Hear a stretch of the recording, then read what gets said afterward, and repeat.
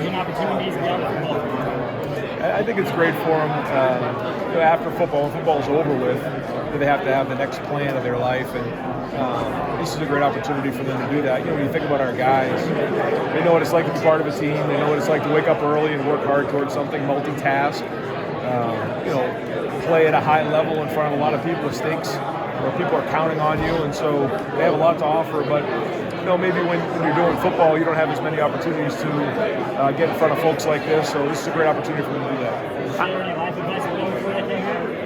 Yeah, we did. Larry Johnson spoke to them for a little while, and this really kicks off our Real Life Wednesday program, which has been going on here now for quite a bit.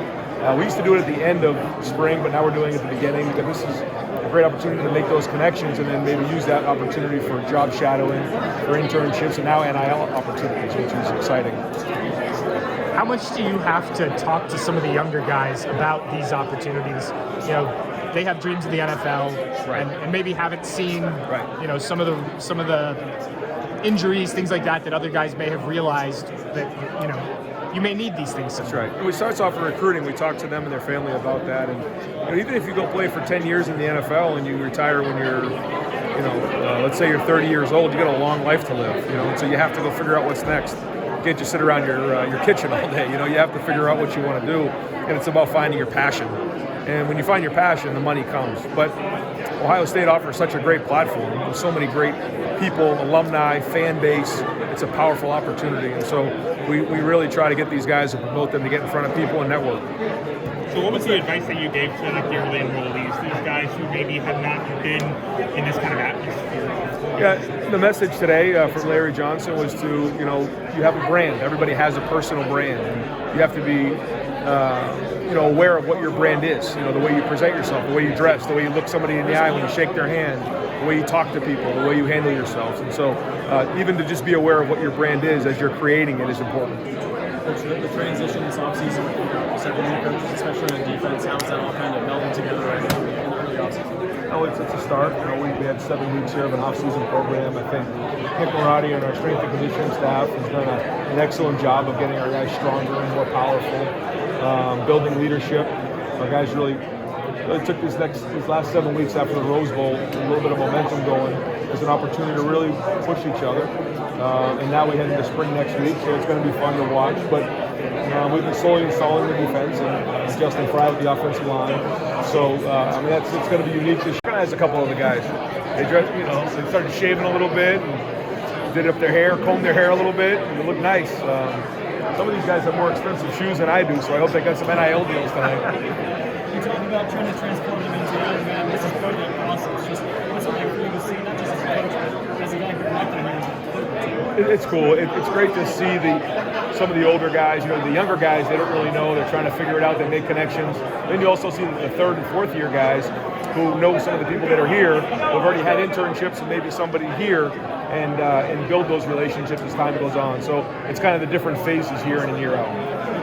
How have you seen the young guys, whether it's Kai, Caden, Devin, adjust to winter workouts heading into? I've been impressed with the younger guys. I think, every year they transition a little bit smoother. I don't know what it has to do with today's day and age. Maybe they're on their phones more, they travel more, they're just more global in general. But been very impressed with the guys. The game at the end of November has come up. A couple guys we talked to. It sounds like that's a big motivational factor, obviously, but have you used that? You push that in the winter workouts? We always do. We always do. I just think coming off of the way it happened last year, it's a little bit more salt in the wound this year, and it's on the front of everybody's minds even more.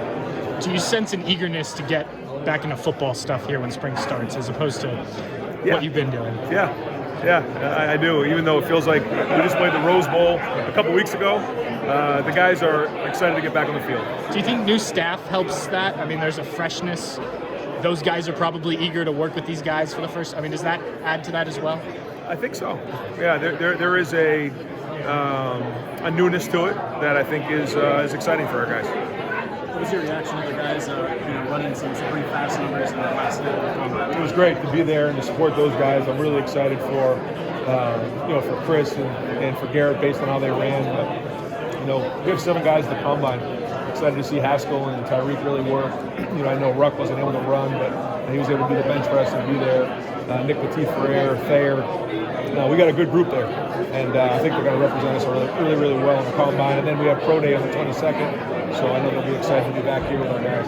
Is there a better recruiting opportunity to see,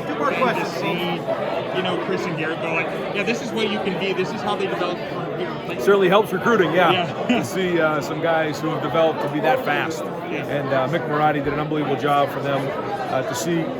Really this year, us have 3,000-yard receivers. See them, really do well at the combine. It's really important. I know you were there, but the talk on the TV was a lot about your receiver room, Coach Hartline, just that position in general. Obviously, the way you guys have recruited it. Yeah. Where can that go next? I mean, you've just been so good there. How do you keep building on that? Well, the first thing was when Chris ran it, they don't show the times up on the board, so I didn't know what he ran until what was wrong. About 30 seconds later. I can tell you it was fast though. I just think it starts with really good recruiting. I think the quarterback and wide receiver relationship is important. We've done a good job with that.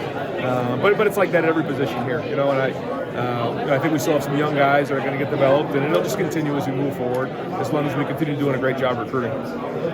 Thanks, guys. All right, what's that? Your team was honored at the basketball game last night. You've been there with G. Smith a couple of times. What's it like taking in a Buckeye basketball? I love basketball. Basketball is my first love.